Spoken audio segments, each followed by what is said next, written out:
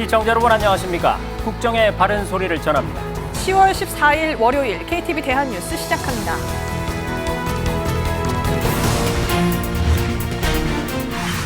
북한이 남한 무인기의 평양 상공 침입을 주장하며 적개심을 높이고 있습니다.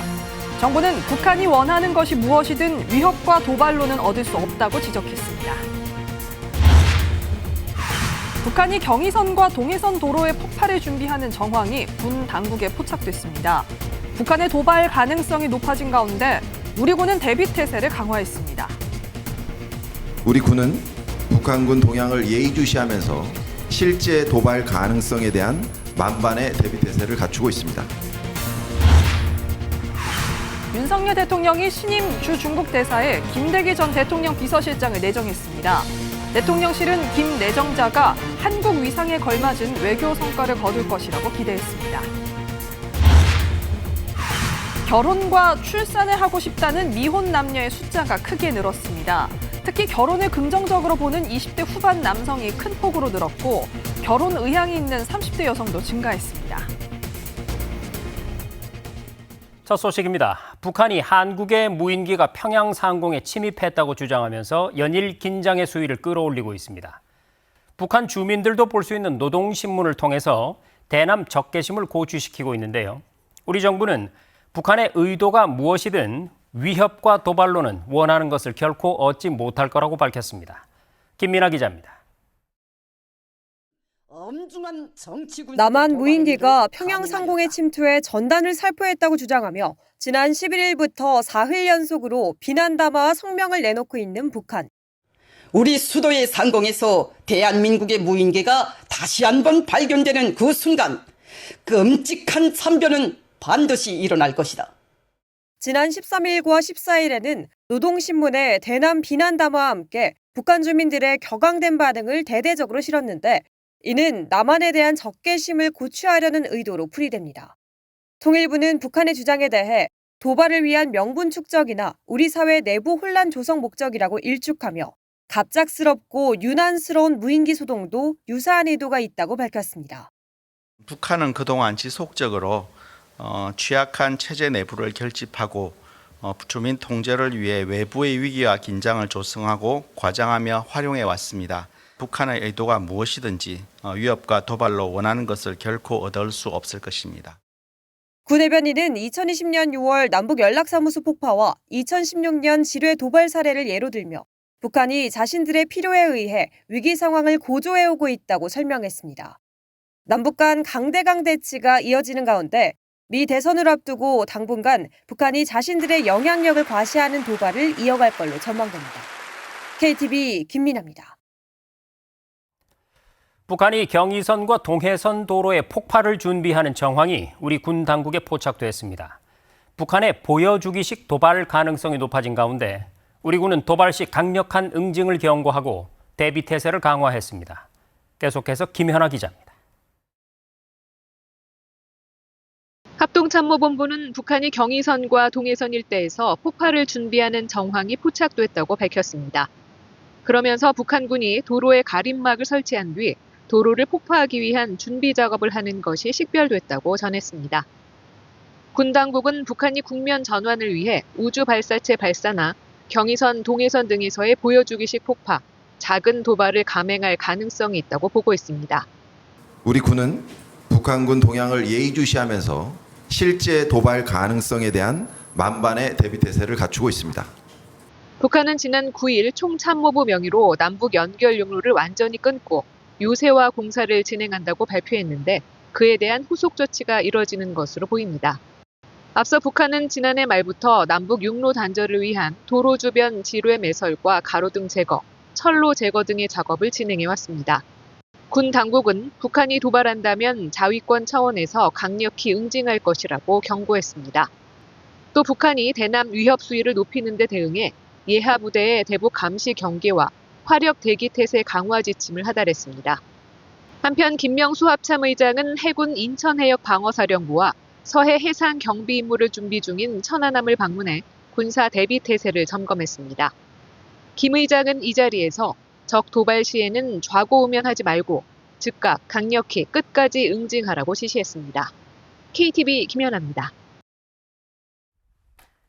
이렇게 남북 간 군사적 긴장이 고조되는 가운데 접경 지역 주민들은 여느 때와 다르지 않게 생업에 집중하고 있는 모습입니다.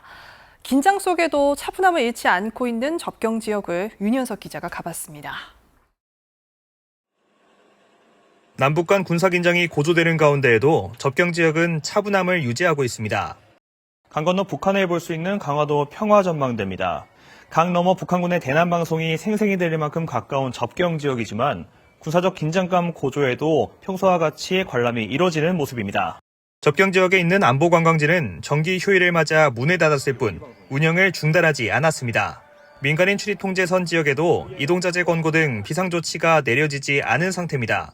접경 지역 주민들 역시 생업에 집중하는 모습입니다. 다 여기서 지금 우리가 3대 4대 살던 동네인데 뭘 걱정은 평생 살았는데 아유 걱정을 못해요. 한편 차분함 속 상황 변화에 촉각을 곤두세우는 곳도 있습니다. 상황이 나빠질 경우 생업에 지장이 발생할 우려가 큰 민통선 내 마을들입니다. 지금 땅굴만 지금 일국 관광객들이 오는데 그나마 지금 더 악화되면 안 오면 우리 주민들이 소득이 많이 감소하죠. 이 밖에도 비상사태가 선포되면 민통선 일대 농경지 출입이 통제되는 만큼 올 한 해 노력의 결실을 거두지 못할 수 있다는 우려의 목소리도 나왔습니다. KTV 윤현석입니다. 윤석열 대통령이 신임 주 중국 대사에 김대기 전 대통령 비서실장을 내정했습니다. 대통령실은 김 내정자가 앞으로 주중대사로 활동하면서 우리나라의 위상에 걸맞은 외교 성과를 거둘 것으로 기대했습니다. 이혜진 기자의 보도입니다. 대통령실은 윤 대통령이 김대기 전 대통령실 비서실장을 주 중국 대사로 내정해했다고 밝혔습니다. 김 내정자는 기획예산처 예산총괄심의관과 재정운용실장을 거쳐 이명박 정부 청와대 경제수석, 정책실장을 역임했습니다. 지난해 말까지 윤석열 정부 초대 대통령 비서실장으로 인수위 때부터 1년 8개월간 대통령을 보좌해오기도 했습니다. 대통령실은 김 내정자가 폭넓은 국정 경험을 갖춘 정통 경제관료 출신이라고 평가했습니다. 오랜 기간 경제부처에 근무하면서 한중 자유무역협정과 무역갈등 해소 등 중국과 경제협력 사업을 추진한 정책 경험이 풍부한 인물이란 설명입니다.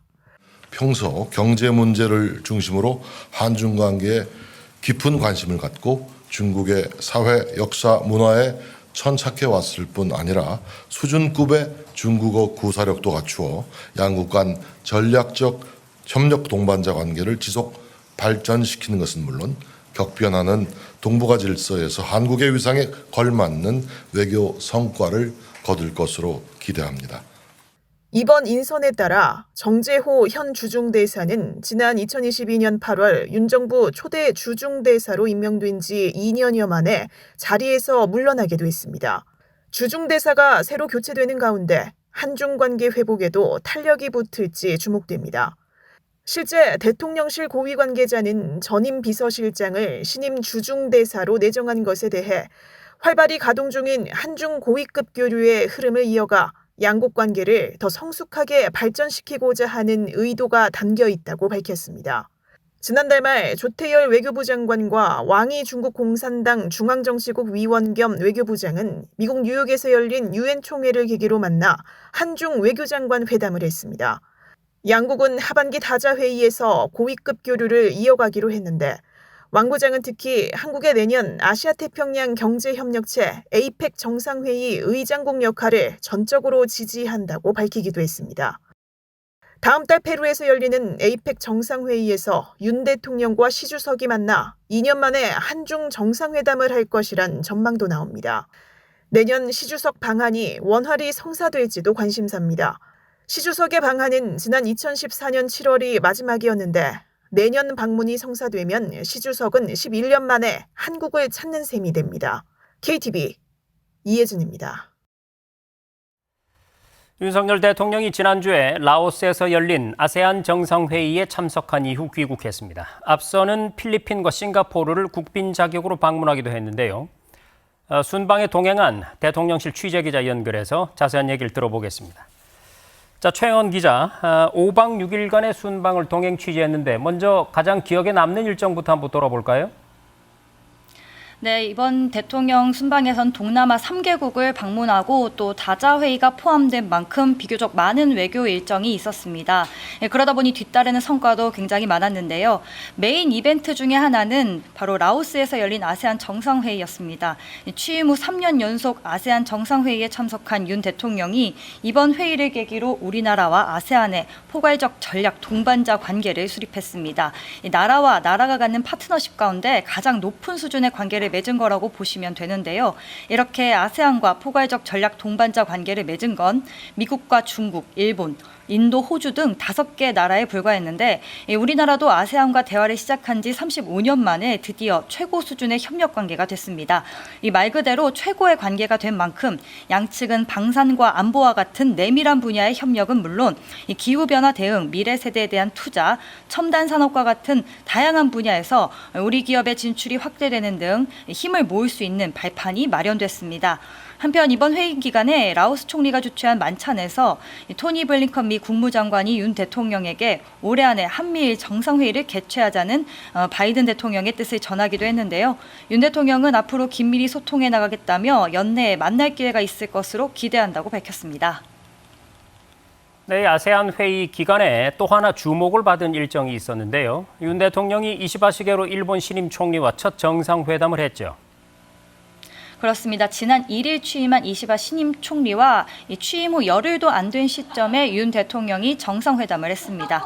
라오스에서는 한 아세안 정상회의가 열리고 아세안 플러스 3, 그러니까 아세안과 한일중 세 나라가 함께 여는 회의도 개최가 되는데요.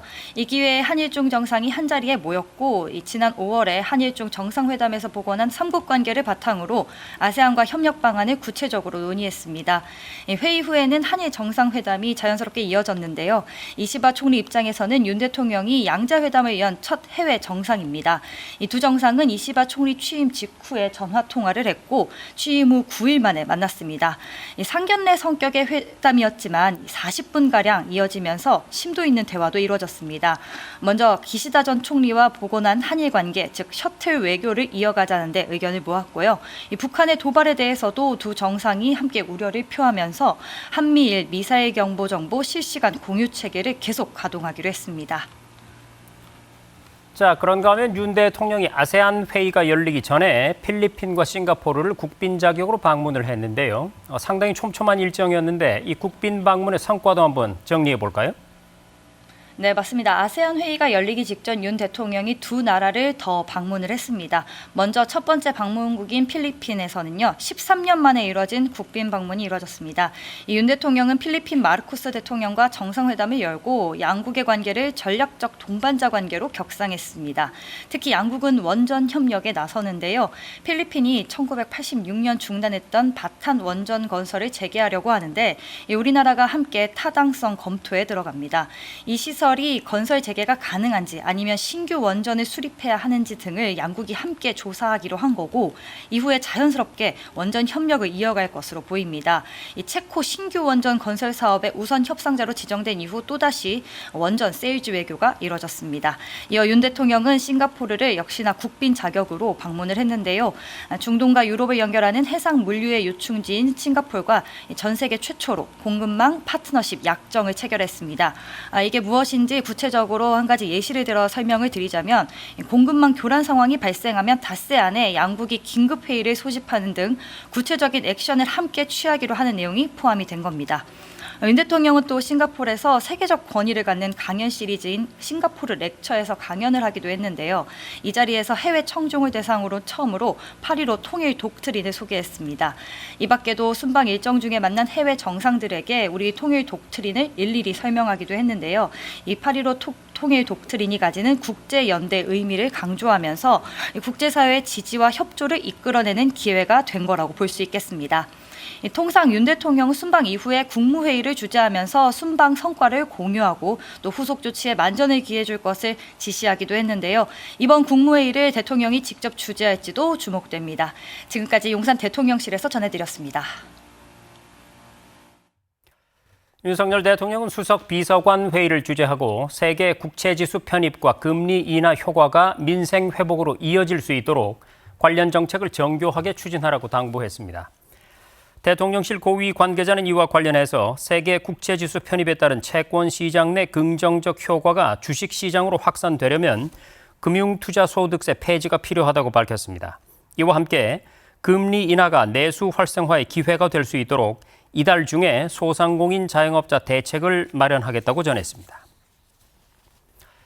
한덕수 국무총리가 강원 화천에서 아프리카 돼지열병이 발생한 상황을 보고받고 관계 부처에 철저한 방역 조치와 역학조사를 지시했습니다. 한 총리는 농식품부에 발생 농장에 대한 출입 통제와 집중 소독, 살처분, 일시 이동 중지 등 긴급 행동 지침에 따른 방역 조치를 차질 없이 추진하고 역학조사를 통해 발생 경위를 철저히 조사하라고 당부했습니다. 이어서 환경부에는 발생 농장 일대 울타리 점검과 야생 멧돼지 폐사체의 수색 포획 활동에 만전을 기하고 지자체에는 방역 조치 이행에 적극 협조해 줄 것을 주문했습니다. 한덕수 국무총리가 서울시 하나로 의료재단 종로센터에서 코로나19와 인플루엔자 예방접종을 받았습니다. 한 총리는 면역력이 약한 65세 이상 어르신 등 고위험군에 속하는 국민께서는 건강하고 안전하게 겨울을 나실 수 있도록 예방접종에 나서달라며 접종을 독려했습니다. 정부는 지난 11일부터 코로나19 예방접종을 시작했으며 고위험군에 속하는 국민은 무료로 접종받을 수 있습니다. 한국인 최초로 노벨 문학상을 받은 한강 작가에 대한 관심이 뜨거운 가운데 한 작가가 쓴 책들이 품귀 현상을 보이고 있습니다. 이른바 한강 열풍이 서점가를 달구고 있는 건데요. 박지선 기자가 보도합니다. 한국인 첫 노벨 문학상 수상이라는 쾌거에 서점가가 한강으로 들썩이고 있습니다. 13일 오후 2시까지 교보문고와 예스24에서 판매된 한강책은 약 53만 부에 달합니다. 소년이 온다, 채식주의자, 작별하지 않는다 순으로 판매량이 많았습니다. 실시간 베스트셀러 1위부터 11위까지 모두 한강의 시와 소설이 메웠습니다. 크게 늘어난 판매량에 책들은 현재 대부분 예약 판매로 이루어지고 있습니다. 공급이 수요를 따라가지 못하고 있는 겁니다. 새 책이 쉴 새 없이 들어오지만 그마저도 금방 동나는 상황. 한 2,000부 정도 들어왔거든요. 지금 그거 다 오늘 내로 소진이 될 것 같고 아마 판매가 너무 빨리 일어나서 지금 재고는 없을 것 같아요. 네. 이처럼 당장 구매가 어렵다 보니 전국 도서관으로 발길을 돌리는 사람들도 늘었습니다. 공공도서관 천여 곳의 대출 현황에 따르면 최근 일주일 기준 대출 1위는 채식주의자로 집계됐으며 2위는 소년이 온다, 3위가 작별하지 않는다로 작가의 노벨문학상 수상 전보다 대출 수요가 크게 늘었습니다. 해외에서도 품절 사태가 이어지고 있습니다. 영국의 대형 서점 포일스는 주영 한국문화원과 손잡고 한강 특별 코너를 마련했는데 하루 만에 관련 책들이 동났고 미국의 대형 체인 서점에서도 품귀 현상을 빚었습니다. 이런 가운데 한강 작가가 언제 대중 앞에 모습을 보일지도 관심입니다. 노벨문학상 수상 이후 출판사를 통해 메시지만 전달한 채 두문불출하고 있기 때문입니다. 현재 작가의 공식 일정은 오는 17일 열리는 포니정 혁신상 시상식으로 알려졌습니다. 인문학을 지원하는 포니정 재단이 주최하는 시상식으로 한강 작가는 올해 수상자로 이름을 올렸습니다. 다만 작가가 불참하거나 대리 수상자를 보낼 가능성도 있습니다. 이렇게 되면 첫 공식 행보는 오는 12월 10일 스웨덴 스톡홀름에서 열리는 노벨상 시상식이 될 전망입니다. KTV 박지선입니다. 결혼과 출산을 하고 싶다는 미혼 남녀의 숫자가 늘어난 것으로 나타났습니다. 특히 결혼을 긍정적으로 보는 20대 후반 남성이 큰 폭으로 늘었고 결혼 의향이 있는 30대 여성도 증가했습니다. 저출산 고령사회위원회 조사 결과를 정유림 기자가 전해드립니다. 결혼하고 싶다, 아이를 낳을 생각이 있다는 미혼 남녀의 비율이 증가했습니다. 저출산 고령사회위원회 조사로는 6개월 만에 결혼 출산 의향이 높아진 겁니다. 올 3월 조사에선 미혼 남녀 응답자의 61%가 결혼 의향이 있다고 답했는데 반년 만에 65%로 증가세를 보였습니다. 특히 30대 여성은 3월 조사에서 48.4%가 결혼 의향이 있다고 밝혔는데 9월엔 60%까지 비율이 높아지며 가장 큰 변화를 보였습니다. 40대 미혼 여성의 결혼 의향도 39.1%에서 5.1%포인트 상승했습니다. 자녀에 대한 인식도 긍정적으로 바뀌었습니다. 자녀가 있어야 한다는 응답이 7% 높아졌고 자녀가 있어야 한다고 인식하는 25세에서 29세 여성도 반년 만에 거의 14% 증가했습니다. 실제 결혼과 출산도 지난해에 비해 늘어난 것으로 확인됐습니다. 올 7월 출생아 수는 2만 601명으로 1년 전보다 8% 가까이 증가했고 혼인 건수 역시 작년 7월보다 약 33% 늘었습니다. 출생아 수가 증가한 건 코로나19로 미뤄졌던 2022년 하반기부터 혼인 건수가 회복한 영향으로 풀이됩니다. 결혼 출산에 대한 인식이 반년 만에 긍정적으로 바뀐 이유는 아직 구체적으로 분석되진 않았지만 저출산위원회는 정부의 저출생 극복 대책이 효과를 내고 있다고 평가했습니다. 앞으로 주기적인 인식조사와 청년 세대 중심으로 정책 자문을 통해 결혼에 대한 국민 인식 변화를 살피겠다며 정책 수요자 입장에서 체감도 높은 정책을 모색하겠다고 밝혔습니다. KTV 정유림입니다. 기록적인 폭염과 긴 장마가 작황 부진으로 이어지면서 배추값이 평년보다 크게 올랐는데요. 송미령 농식품부 장관은 김장 배추의 조기 출하 등을 통해 이달 안에 평년 수준의 가격을 회복하도록 노력하겠다고 밝혔습니다. 신국진 기자입니다. 지난 여름 기록적인 폭염 등으로 배추 작황이 좋지 않았고 김장철이 다가오면서 배추 가격이 치솟았습니다. 지난 11일 기준 배추 한 포기 소매 가격은 8,796원으로 평년보다 36.5% 높은 수준을 보였습니다. 송미령 농림축산식품부 장관은 기자들을 만나 현재 높게 형성된 배추 가격 안정을 위해 김장 배추 등을 조기 출하하겠다고 밝혔습니다. 송 장관은 우선 이번 주 본격 출하되는 준고랭지 배추와 다음 달 출하 예정인 김장 배추를 조기 출하하도록 할 계획이라고 설명했습니다. 공급을 늘려 평년보다 30% 이상 높은 현재 배추 가격을 평년 수준으로 회복하는 게 목표라고 전했습니다. 올해 중고랭지 배추가 줄었어요. 그래서 그런데다가 이제 말하자면 이 폭염이 너무 오래돼가지고 작황도 좋지 않고 그러니까 두 가지가 다 겹친 것이거든요. 지금이 그야말로 피크로 나빴던 것이고 지금보다는 상황이 차츰 개선이 됩니다라는 의미인 거고요. 지난달 수입한 중국산 배추에 대해선 현재 식자재 업체 등 2개 업체에 넘어갔다고 밝혔습니다. 현재 중국산 배추 16톤이 안전검사를 마무리했고 이후 들여온 배추 가운데 일부는 잔류 농약 검사를 통과하지 못해 다시 돌려보냈다고 설명했습니다.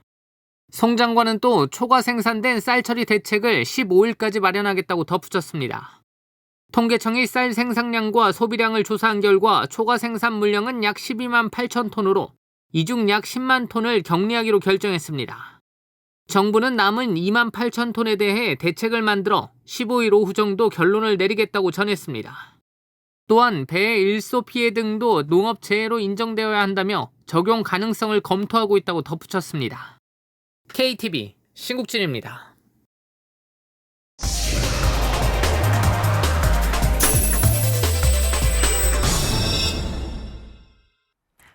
군이 군사작전을 이유로 민간에서 징발한 토지들이 있습니다. 이 땅의 주인들은 국가안보를 위해 오랜 기간 재산권 피해를 감내하고 있는데요. 징발한 토지가 현재 사용되지 않는다면 원소유주에게 반환해야 한다는 국민권익위의 권고가 나왔습니다. 최다혜 기자입니다. 경기도 파주시의 약 470평 크기의 땅. 군사작전상 필요하다는 이유로 1977년 군이 강제 징발한 토지입니다. 해당 땅의 상속인 최영주 씨는 몇 해 전부터 군이 이 민원 토지를 사용하지 않고 방치하고 있다는 걸 확인했습니다. 전시에 필요하다고 하면 평시에도 관리 유지가 돼야 되는데 그 철조망이라는 게 지금 뭐 초선 뭐 여기 사는 도 보시다시피 없어요. 군이 나와서 훈련 뛰고 뭐 하는 게 그전에는 저 어렸을 때는 많았지만 지금은 거의 없다시피 해요. 상속인은 부친이 임종하며 억울하게 뺏긴 토지를 꼭 찾아오라고 남긴 유언에 따라 방치된 징발 토지를 돌려받기 위해 관리부대인 A사단에 수의매각 절차를 진행해달라고 요구했습니다. 농사를 짓거나 이게 무슨 행사를 하려고 하면은 국방부로 돼 있어서 권리 행사도 못하고 아무 농토가 저희한테는 할 수 없는 상황이 돼버린 거예요. 하지만 A사단은 이 토지가 전시 군사작전에 필요하고 올해 9월 관리부대가 변경되기 때문에 군사작전상 필요 여부는 새로운 부대가 판단해야 한다며 최 씨의 요구를 거부했습니다. 이에 최 씨는 국민권익위원회에 징발 토지를 되돌려달라는 고충 민원을 제기했습니다. 권익위가 여러 차례 현장을 확인하고 해당 사단 담당자들과 면담한 결과 현재 이 토지는 군사작전상 필요가 없으며 앞으로도 특별한 사용 계획이 없다는 것을 확인했습니다. 권익위는 A사단에 원소유주의 상속인 최 씨에게 이 민원 토지가 매각될 수 있도록 국방재산을 관리하는 국방시설본부 시설단으로 신속히 이관할 것을 시정 권고했습니다. 군이 군사 목적상 강제로 증발하거나 소용한 토지는 군사 작전상 이제 필요 없게 된 경우에는 신속하게 피증발자나 상속인에게 통지하고 매각 절차를 진행해야 됩니다. 권익위는 특히 전방 지역에는 토지를 징발당해서 장기간 재산권 피해를 감내한 사람들이 많다며 국가를 위해 희생하신 분들의 억울함을 풀어드리는데 최선을 다하겠다고 말했습니다. KTV 최다입니다.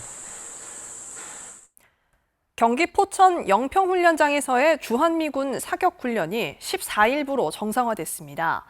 국방부와 포천시 사격장 등 관련 시설 범시민대책위원회, 포천시, 육군 5군단은 포천 영평훈련장에서 모든 주한미군 훈련 보장을 포함하는 양해각서를 체결했다고 밝혔습니다. 이번 합의를 통해 영평훈련장에서 실시되는 아파치 헬기 사격훈련을 포함한 주한미군의 모든 사격훈련이 6년 만에 완전 정상화됐습니다.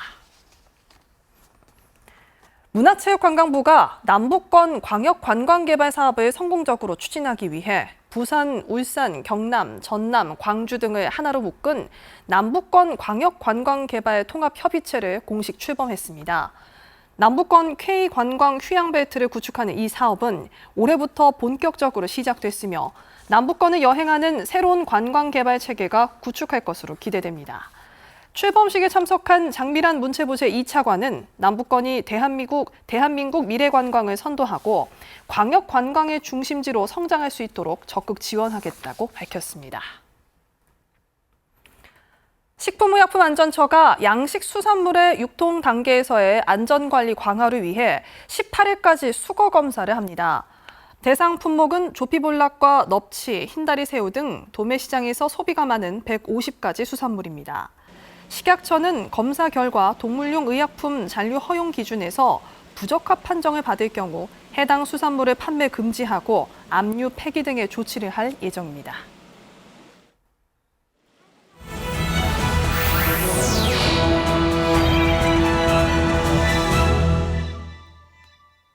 국장을 더 촘촘히 살펴봅니다. 보도자료 브리핑입니다. 딥페이크 성범죄가 심각한 사회적 문제로 떠오른 가운데 경찰이 붙잡은 피의자 83%가 10대로 알려져 더 큰 충격을 줬는데요. 교육부가 11일까지 학교 딥페이크 피해 현황 6차 조사를 진행한 결과 지난 4일 조사 때보다 피해자가 10명 늘었습니다. 학교 내 딥페이크 성착취물 피해자가 올해에만 누적 810명을 기록한 겁니다. 이 중 학생은 814명이었고 교원 33명, 직원 3명이었습니다. 교육부는 딥페이크 성착취물 논란이 불거진 이후 17개 시도교육청을 대상으로 피해 현황을 계속 조사해오고 있는데요. 지금까지 관련 피해 신고는 516건, 수사 의뢰는 432건, 삭제 지원 연계는 230건으로 집계됐습니다. 흔히 음식을 가열하면 식중독균은 죽을 거라고 생각하는데요. 하지만 사실 충분히 끓여 조리한 음식이라도 실온에 보관하면 퍼플인젠스 식중독이 발생할 수 있습니다.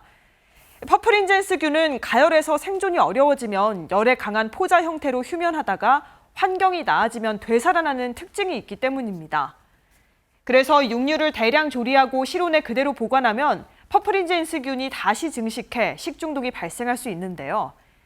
이를 예방하기 위해서는 음식점이나 집단 급식소에서 육류를 대량 조리할 때 중심온도 75도에서 1분 이상 충분히 가열한 후 즉시 제공해야 하고요. 야외 활동할 때 자주 먹는 김밥, 샌드위치 등은 아이스박스를 이용해 10도 이하로 보관하는 게 좋습니다. 음식물 처리기에 대한 소비자 불만이 꾸준히 늘고 있는 것으로 나타났습니다. 한국소비자원에 따르면 음식물 처리기 관련 피해 구제 신청은 매년 증가 추세로 올해는 6월까지 167건이 접수돼 지난해 같은 기간보다 60.6% 늘었습니다. 구체적인 신청 이유로는 AS 불만이 절반 이상으로 가장 많았고 이어 품질, 계약 해제, 해지, 표시 광고 등이 뒤를 이었는데요.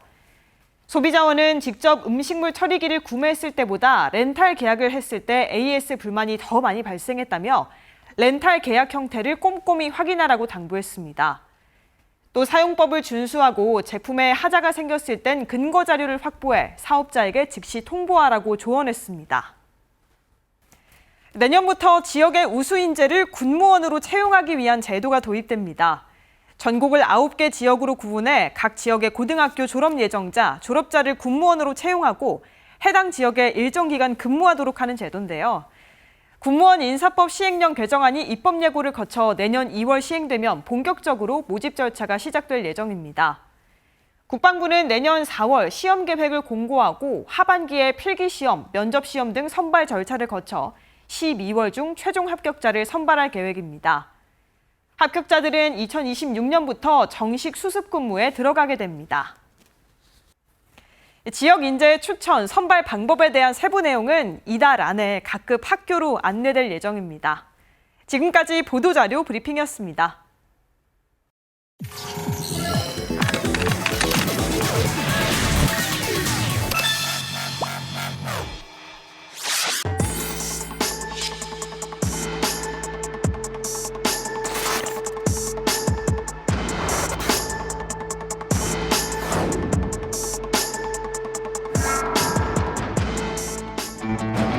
최근 딥페이크 기술을 활용한 디지털 범죄가 심각한 사회 문제로 떠오르고 있습니다.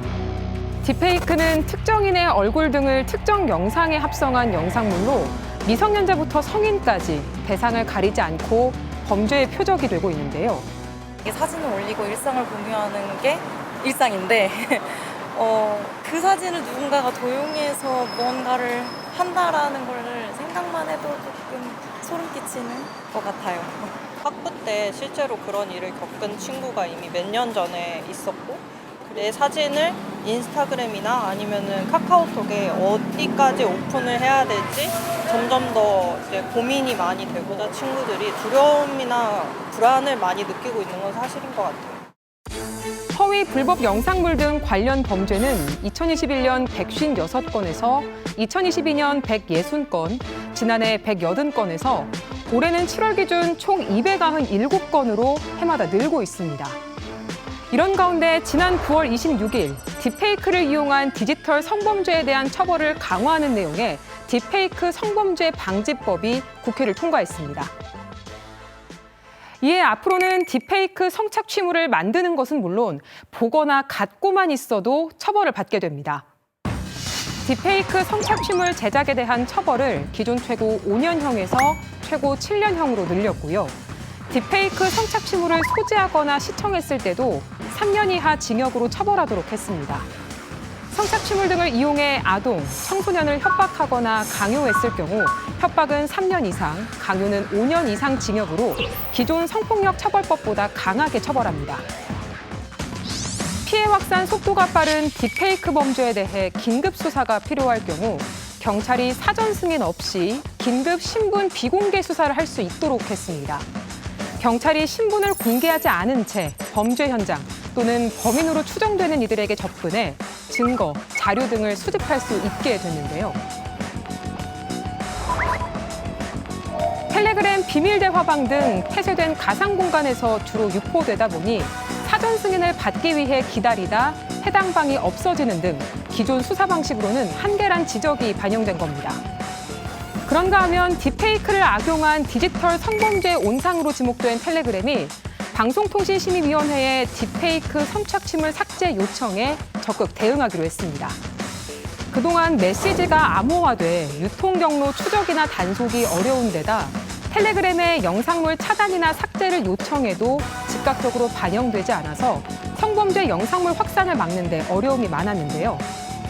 앞으로는 텔레그램과 한라인을 구축해 딥페이크 성범죄 영상물 등 불법 정보를 조기 삭제하고 차단하기로 했습니다. 앞으로 텔레그램 내에 유통되는 불법 정보에 대해서는 무관용 원칙을 적용해 강력 대응하겠다고 약속한 것입니다. 성착취물을 직접 제작하는 건 못지않게 딥페이크 합성물을 만들고 유포하는 것도 영혼을 파괴하는 중범죄입니다. 더 이상 딥페이크 불법 영상물로 피해자가 고통받는 일이 없길 바라봅니다. 지금까지 클릭K 플러스였습니다.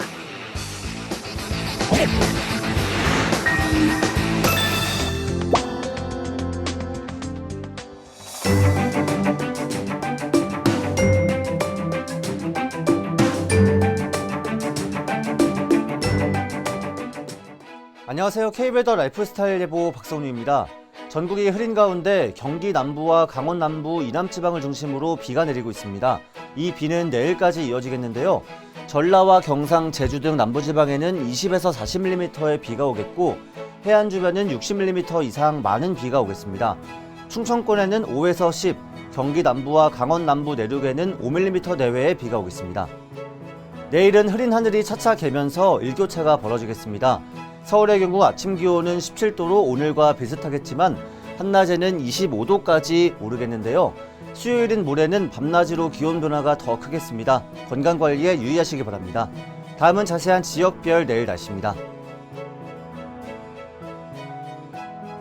중부지방 경기 남부와 충청권에는 새벽까지 비가 오겠고 내일 오후부터는 하늘이 개겠습니다. 낮 기온은 서울 25도, 인천, 수원, 대전 23도, 춘천은 22도 보이겠습니다.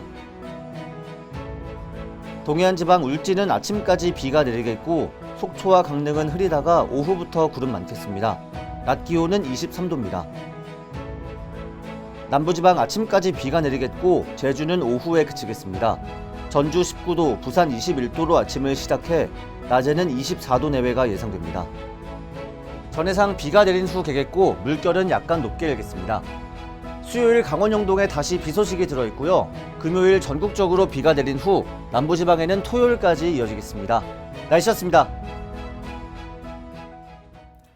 한강 작가가 노벨상을 받자 종이책 판매량이 무려 2,240배가 늘고 인쇄 제본업계도 인쇄 기계를 24시간 가동하면서 행복한 비명을 지르고 있다는 소식입니다. 한강 작가의 아버지인 한승원 작가의 책은 물론 다른 문학상 수상자들의 책도 많이들 찾고 있다고 하는데요. 올 가을은 독서의 계절이란 별명이 빛을 발할 것 같습니다. KTV 대한뉴스 오늘 저희가 준비한 소식은 여기까지입니다. 시청해주신 여러분 고맙습니다.